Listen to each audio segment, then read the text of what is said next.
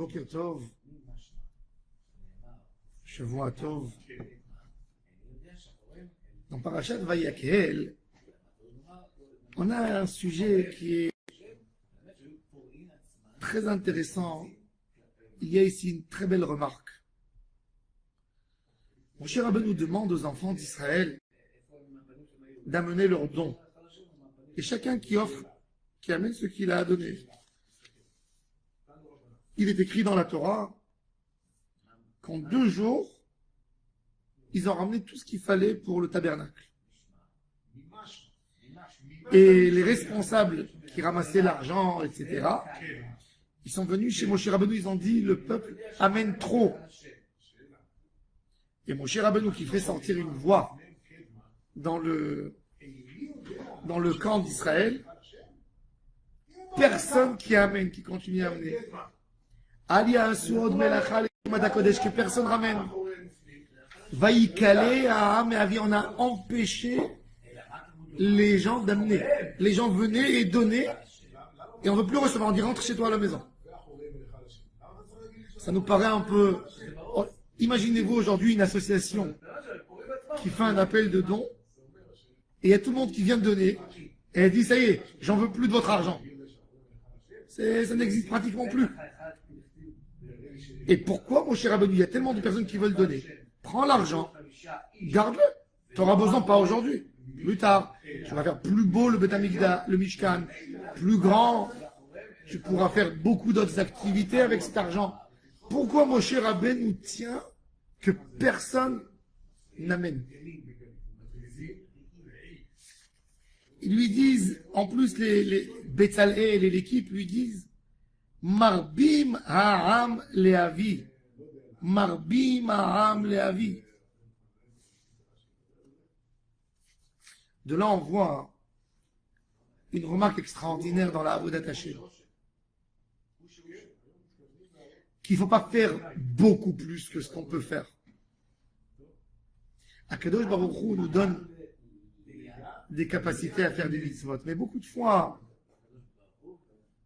le Yetzer Hara vient chez l'homme et lui dit « Fais beaucoup, fais grand. » Pourquoi?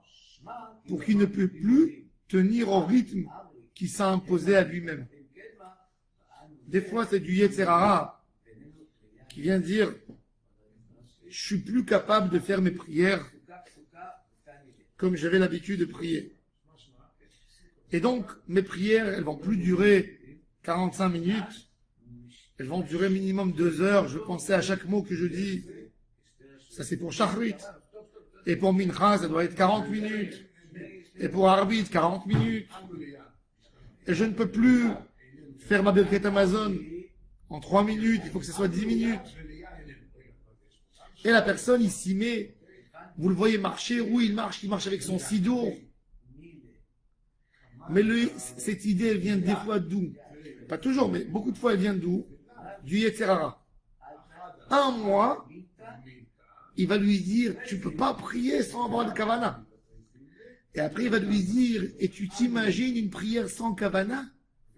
Comme ça, c'est pas une prière. Et après, il va lui dire, mon fils, tu ne peux pas faire une prière comme ça tous les jours. Regarde combien de temps ça te prend. Ça te prend un temps fou. Ça te prend 4 heures tous les jours. Et donc la personne, il arrête de prier. Tu ne vas plus à la synagogue. Il dit, j'ai essayé. J'ai vu que ce n'était pas pour moi. Mais qu'est-ce qu'il fallait faire? Il fallait commencer, si la prière normale est 45 minutes, fais 50 minutes au début. Après un mois, tu fais 55 minutes. Après, tu fais 1 heure. Et doucement, doucement, tu rentres et tu t'impliques dans la Kedusha. Mais tu ne peux pas aller à l'extrême tout de suite.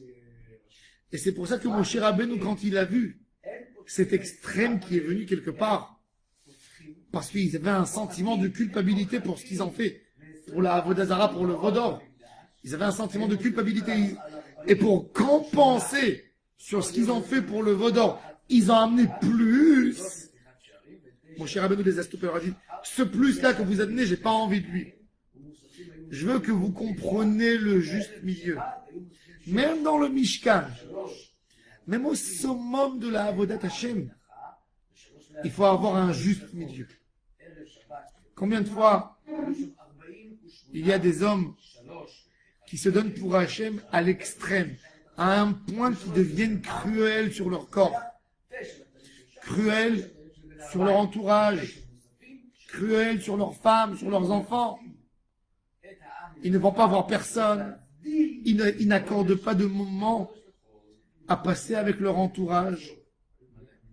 Et ça, c'est la destruction, en fin de compte, de Avodat Hashem.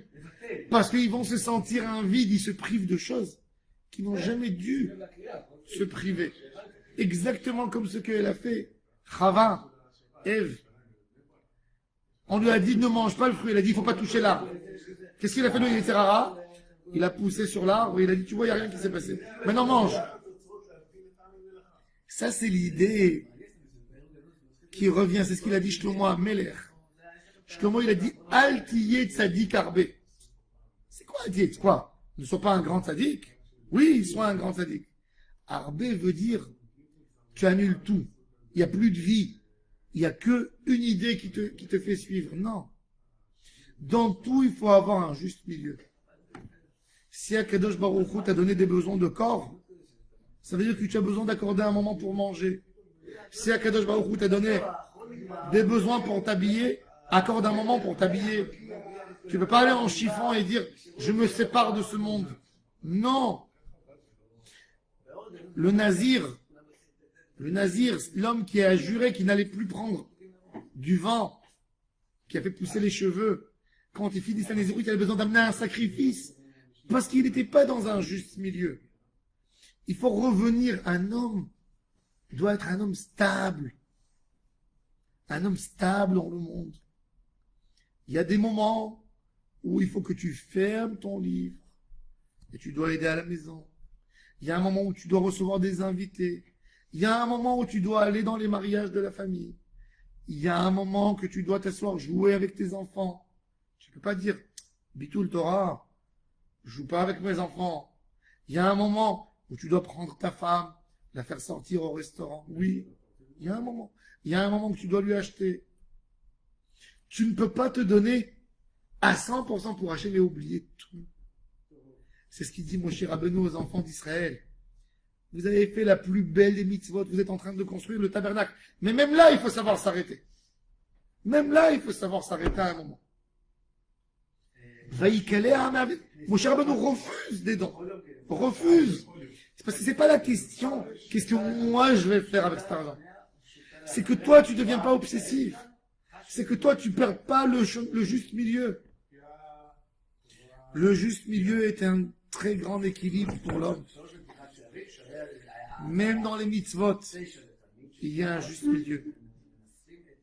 Les tzadikim des générations, quand vous voyez leur chemin, c'est des gens qui ont mangé, qui ont bu, qui ont eu un appartement, qui ont élevé des enfants, qui sont partis dans des mariages, qui étaient mélangés avec les autres. Et en même temps, c'était les plus grands VDHL. Un homme doit savoir qu'est-ce qui fait plaisir à son fils, qu'est-ce qui fait plaisir à sa femme, qu'est-ce qui fait plaisir à ses parents. S'il est déconnecté de tout, il est dans un autre monde. C'est pas un tzaddik, c'est pas forcément un tzaddik, c'est quelqu'un qui est dégoûté du monde. Des fois, ça peut venir d'une déprime, d'un homme qui ne veut plus voir le monde. Alors, il a trouvé une niche où rentrer qui s'appelle Torah Tfila. Il rentre là-bas, il ne veut plus sortir de là-bas. Ça ne montre pas qu'il a d'un choix forcément. C'est des fois une grosse déprime qu'il y a derrière. Et il faut faire attention de ne pas tomber là-bas. C'est pour ça que Moshe Rabbeinu alav shalom, même dans le service divin, même dans le Mishkan, il dit à Aram, Marbim Leavi, il ne faut pas qu'il rentre là-dedans. Et il leur dit cette idée, retournez chez vous à la maison, venez quand on vous appelle, venez quand on a besoin de vous. Et il y a d'autres choses à faire dans la vie. Et ça, c'est une remarque extraordinaire qu'il faut l'appliquer chez nous. Bon, je sais que la majorité des gens, c'est pas leur problème. Un accès de Avodat Hashem. Mais des fois, ça peut arriver. Des fois, ça peut arriver que l'homme veut se sauver de quelque chose et il applique, entre guillemets, un chemin de Avodat Hashem. Mais c'est pas toujours le chemin de la Avodat Hashem, parce que même dans ça, il faut même dans ça choisir le chemin du milieu qui ne rejoint aucune extrême. Baruch Adonai Leolam. Amen, amen.